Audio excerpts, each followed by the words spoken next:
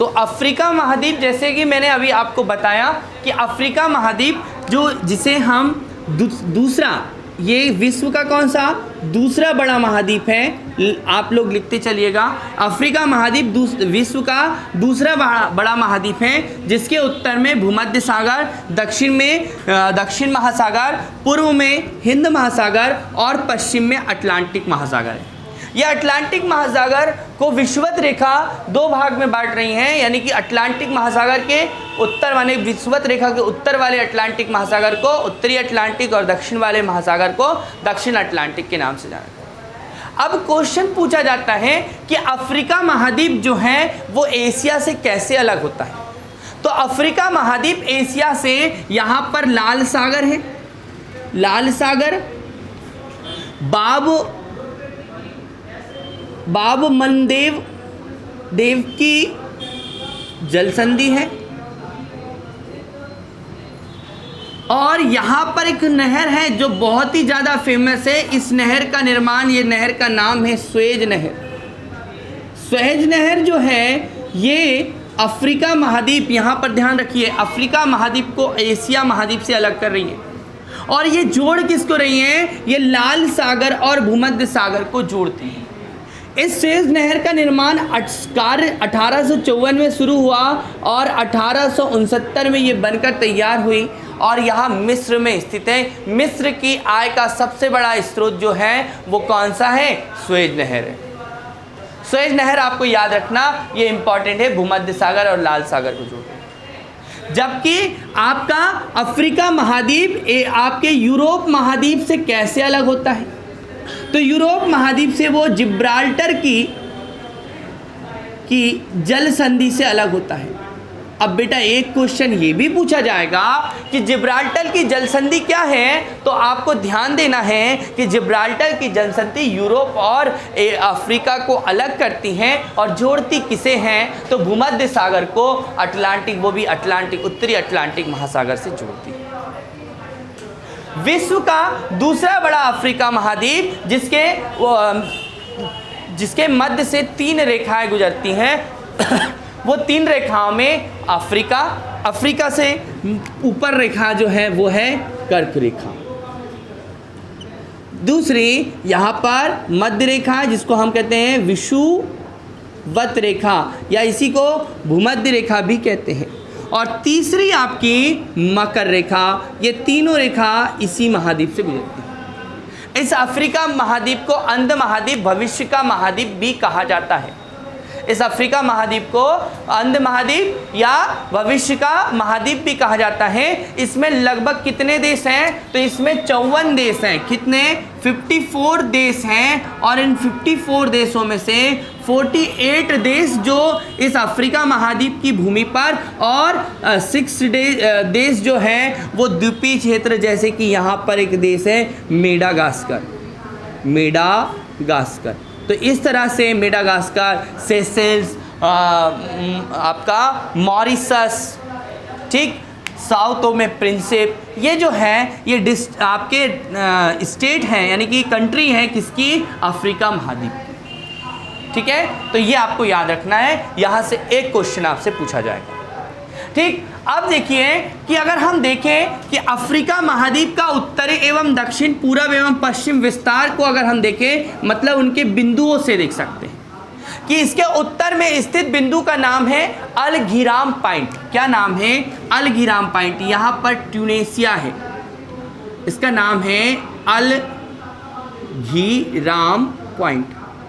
जो अलघिराम पॉइंट है ये ट्यूनेशिया में स्थित है, और ये इस अफ्रीका का उत्तरी बिंदु है। कौन सा बिंदु, उत्तरी बिंदु। क्या नाम बताया बेटा, अलघिराम पॉइंट। और इसका दक्षिण बिंदु जो है, दक्षिण बिंदु यहाँ पर है, दक्षिण अफ्रीका में स्थित है, दक्षिण अफ्रीका में स्थित है। इसका नाम है अलगुहास, केप ऑफ गुड होप, आशा का अंतरिप, है ना। तो ये गुहास नाम की जगह है जो दक्षिण पॉइंट है, जिसको हम कहेंगे केप ऑफ गुड होप, आशा का अंतरिप। ये ध्यान रखना।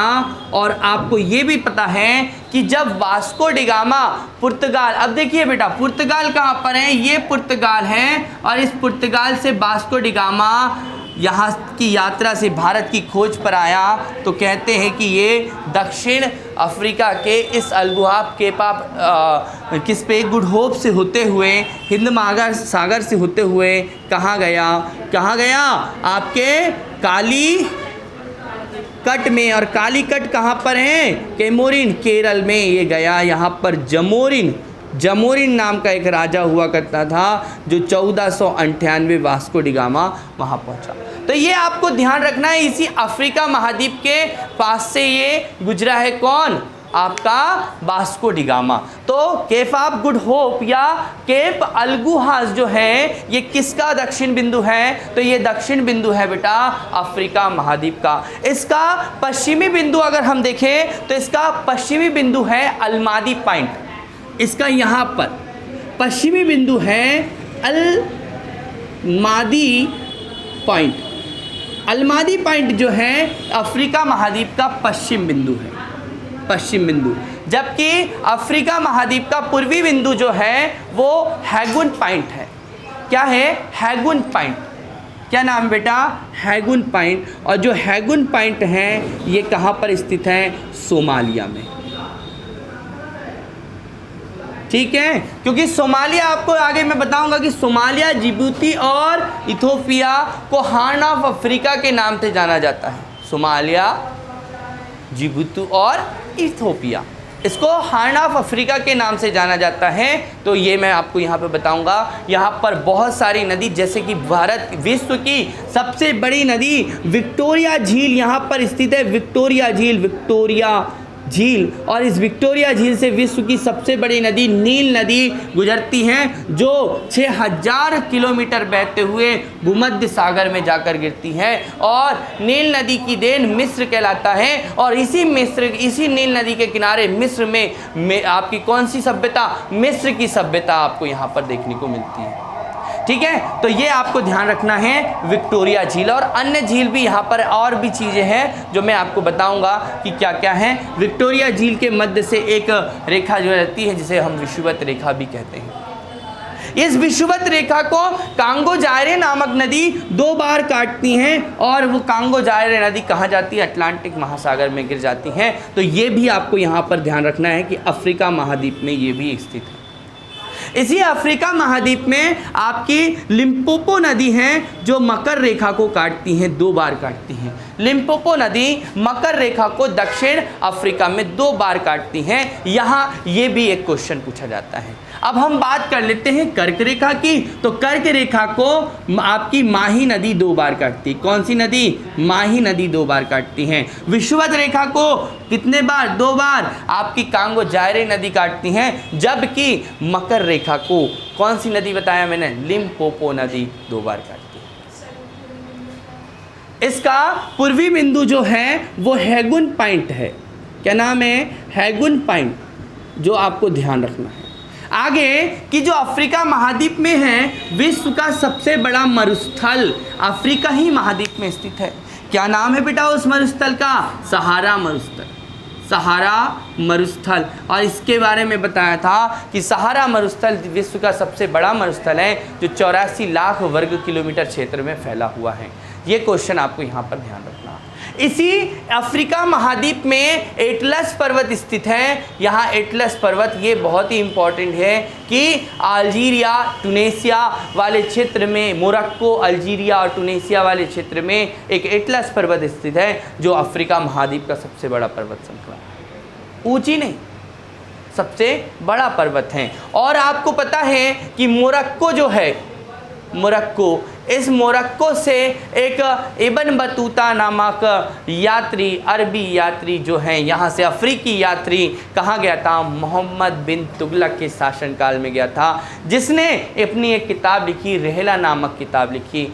ठीक है, ये भी आपको याद रखना, जिसे दिल्ली का काजी भी नियुक्त किया था। क्वेश्चन पूछा जाएगा तो ये आपको ध्यान रखना। और मोरक्को और स्पेन के मध्य, मोरक्को और स्पेन के मध्य एक जल संधि है जिसका नाम हमने जिब्राल्टर की जल संधि कहा, जिसे भूमध्य सागर की कुंजी कहा जाता है। भूमध्य सागर की कुंजी किसे कहा जाता है? भूमध्य सागर की कुंजी जिब्राल्टर की जलसंधि को कहा जाता है। ये यहाँ से एक क्वेश्चन आपको बनेगा, ये आपको ध्यान रखना है।